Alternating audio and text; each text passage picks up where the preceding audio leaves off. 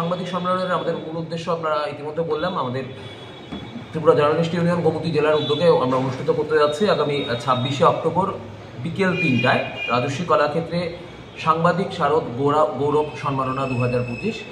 রাজ্যের মাননীয় অর্থমন্ত্রী প্রণজিৎ সিংহ রায় মহোদয় তার শুভ উদ্বোধন করবেন। এছাড়াও উপস্থিত থাকবেন জেলা সভাধিপতি শ্রী দেবল দেব রায় মহোদয়, থাকবেন বিধায়ক রামপতি জমাতিয়া মহোদয়, থাকবেন বিধায়ক অভিষেক দেব রায় মহোদয়, চেয়ারপারসন উদয়পুর পৌর পরিষদ শীতল চন্দ্র মজুমদার মহোদয় সহ বিশিষ্ট সমাজসেবিকা সবিতা নাগ, মাননীয় জেলা শাসক ও সমাহর্তা রিঙ্কু লাথর মহোদয়, থাকবেন অনারেবল পুলিশ সুপার গোমতী জেলা শ্রী কিরণ কুমার কে মহোদয়, থাকবেন কার্যকরী সাধারণ সম্পাদক ত্রিপুরা জার্নালিস্ট ইউনিয়ন শ্রী সন্তোষ গোপ মহোদয়, এবং গোটা অনুষ্ঠানটি সভাপতিত্ব করবেন মাননীয় সভাপতি কার্যকরী সভাপতি ত্রিপুরা জার্নালিস্ট ইউনিয়ন গোমতী জেলা শ্রী তাপস মজুমদার মহোদয়।